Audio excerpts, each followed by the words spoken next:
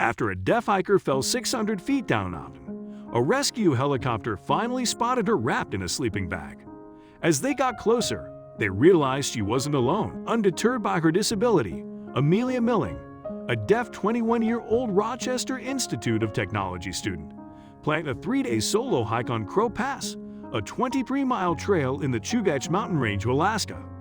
On the second day of the hike, the deaf Tennessee college student hit some snow, fell, and broke her trekking poles. Then, one wrong step caused her to fall over 300 feet down a hill, crashing into a large boulder before she was launched another few hundred feet down the mountain. "I felt like I was flying," Amelia recalled. When she landed, she was bleeding and bruised. Her first thought was that her dream vacation was over, but she'd soon realized that her situation was much worse than that. Amelia had plummeted 600 feet down an icy mountain, and although she had somehow managed not to break a single bone, it would still be a challenge for her to find the path by herself. Then, she realized she wasn't alone. "He showed up suddenly out of nowhere. I thought he was a wolf at first until I saw the bone tag," Amelia said, recalling the moment a white dog appeared. The 7-year-old husky, who she would later learn was named Nanawak and affectionately called Nookie, was wearing a silver bone-shaped tag that read, "Crow Pass Guide, returned to," with his owner's address.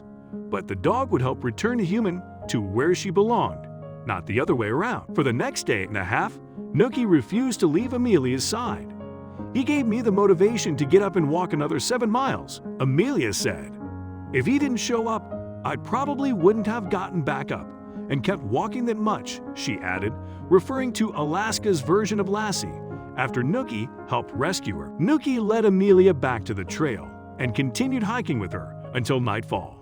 Amelia set up her tent and invited Nookie inside, but he seemed to prefer the great outdoors to the small tent. Amelia expected Nookie to be gone in the morning, but when she woke, the faithful husky was still there. "I realized he really was sticking with me when he greeted me in the morning when I unzipped my tent. He had stayed the entire night next to me," Amelia recalled. "It's a good thing he did because the hiker was about to get in big trouble at the Eagle River Crossing, a freezing, fast-moving river fed by a glacier. I attempted to cross it twice with no success. On the second time, I fell and the water really pulled me," Amelia said. "I was stuck in the water for more than 15 minutes until Nookie bit my backpack and pulled," she recalled. Although Nookie managed to get Amelia out of the icy water, she wasn't out of danger. Hypothermic and dazed, Amelia jumped in her sleeping bag to stay warm. It was dry since she had put it in a garbage bag in her backpack before attempting to cross the river. But Amelia wasn't safe, and Nanawak knew it. She thought she was going to lie there until she recovered, and then she would sit up and kind of gauge where she was at. She just wasn't recovering. The dog kept licking her, Amelia's mother, Sharon Milling, explained. Amelia wanted to warm up and try crossing again, but Nookie wouldn't leave her alone. Luckily, his persistence paid off. "After a while, I took the spot, satellite messenger, out of my pocket and then put it on the ground next to my head. When I did that, Nanawak went into circles. That's when I realized that I really was not okay and that he was telling me to press it," Amelia recalled. "I'm telling you, the moment I finally pressed it, he stopped acting crazy, walked a few feet away, and took a nap.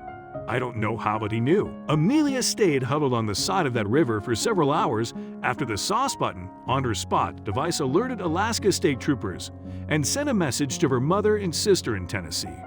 She struggled to stay awake, but numbness and tiredness eventually overcame her. Finally, troopers in a helicopter spotted her wrapped in her red sleeping bag. As they shook Amelia awake, Nookie was curled up beside her. Amelia was checked out at a medical center in Anchorage, and Nookie was taken home. "I was definitely pretty floored. It sends chills up my spine when I think about it. I certainly didn't train him to do anything like this," Scott Swift, Nookie's owner, admitted. "It's a pretty powerful feeling that this dog had this instinctual ability to want to go help people."